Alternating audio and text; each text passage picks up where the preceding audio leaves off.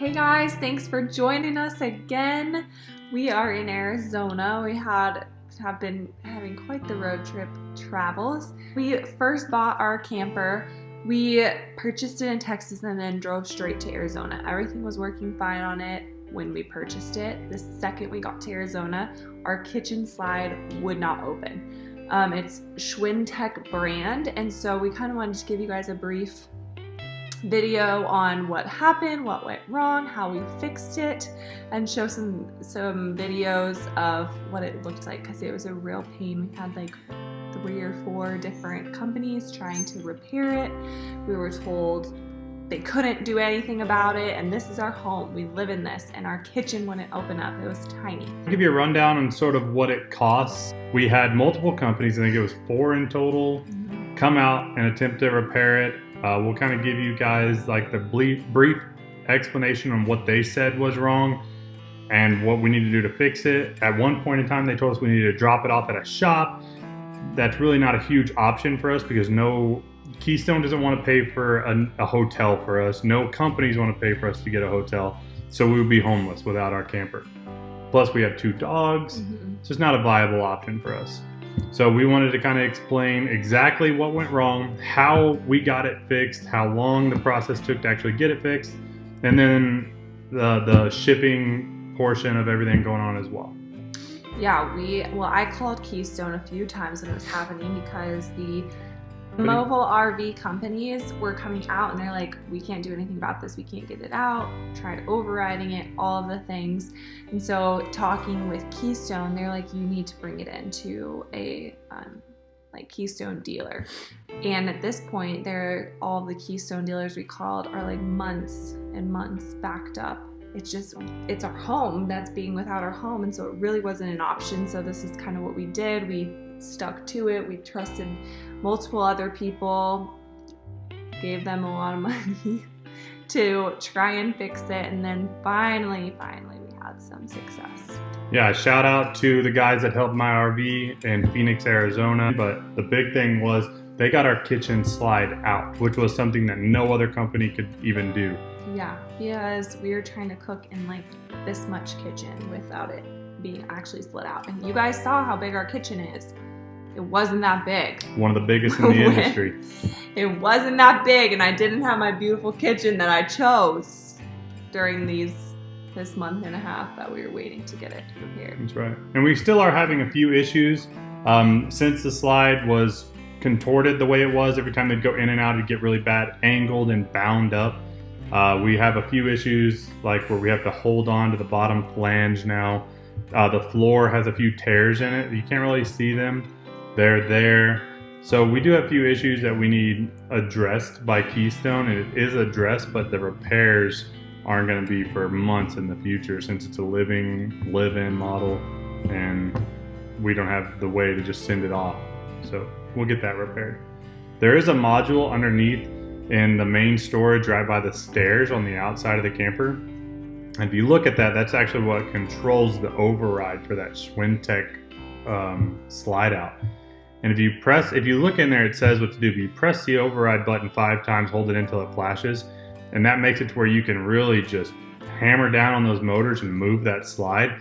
So if it is bound up, hopefully it'll unbind.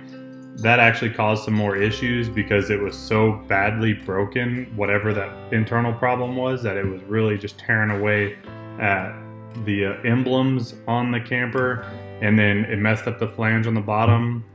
It definitely tore the floor trying to move it like that, but these guys just did what they had to do. Damage on the rail system that you could see, like the rails were black, but you could start seeing chrome where something was just chewing at it and you couldn't tell what it was. We didn't know what that was either. Here's us running through the slide now, and you can see how it angles and binds up very quickly. Have to move it right back in.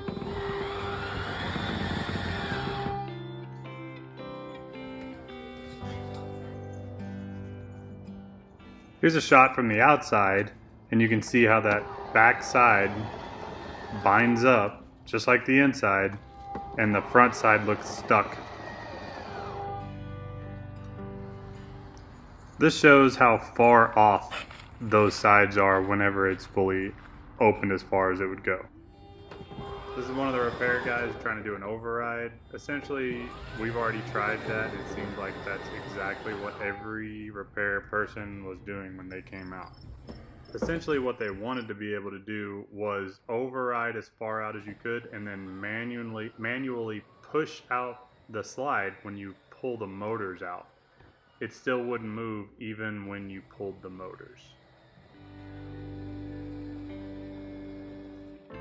What it looked like once we got the slide out. You can see the rails completely crooked, the rails are bent, they're busted. Those are screws that they shaved the heads off to actually remove the slide and get it in out position. Heads are completely gone off those screws.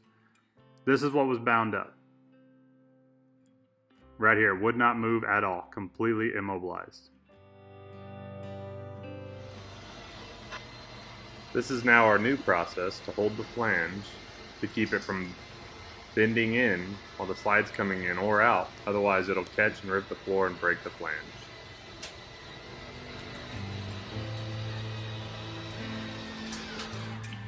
So having 3 or 4 companies come out and look at our slide trying to fix it, it definitely was very costly for us. The first guy that came out, we paid almost $700 to. The second guy that came out, we paid over $512. Thankfully, we can submit those to Keystone and get refunded for the work they tried to do, minus the commute. You don't really get reimbursed for that, and for the travel that they charge you for.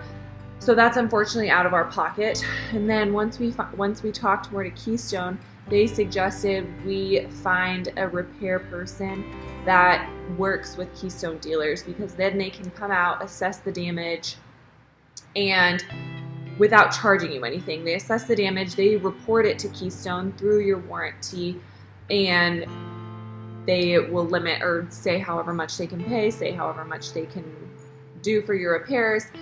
And then they were able to order their parts. Well, we had to pay $160 for the fee for them to come out one time. But after that, they took care of everything, helped my RV folks. They ordered all the parts, and as soon as they came in, which that took us a while to get, but that's the pipeline with everything being backed up for shipping.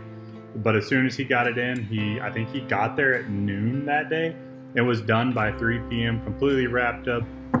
And we were on the road again. Thanks for watching, guys. I know this wasn't like the most exciting video of all time, but it was a real problem that we had and was very stressful when we had just bought our camper. We're anticipating living in it, bought it brand new, and right away we could barely use our kitchen and like had such minimal room, couldn't get into our cabinets. So it was a big deal for us. Super thankful that it's all fixed now. Well, not only that, but we also wanted to kind of present the issue for you guys. That way, if you guys are having this problem, now you'll know how to fix it. You'll know what that problem most likely is if you go through all the steps that you can do on your own without hiring somebody. At least you'll know, okay, here's the problem, here's the fix, here's what you're gonna have to do. There's just no way around it. We did have everybody that came out said they've never seen this problem before. So if you're having a problem where you're like, I've never seen this before, watch this video, give it a thumbs up, let us know what you think in the comment section, and hopefully we don't have any more problems with the camper in the future, but if we do, we'll make a video. That way if you guys have that same problem, maybe it'll help you out. Yeah, and next video coming soon is all about our road trip shenanigans and what we do when we're on the road. Yeah, what it's like to cross through 20 states. 20 states. In a week and a half.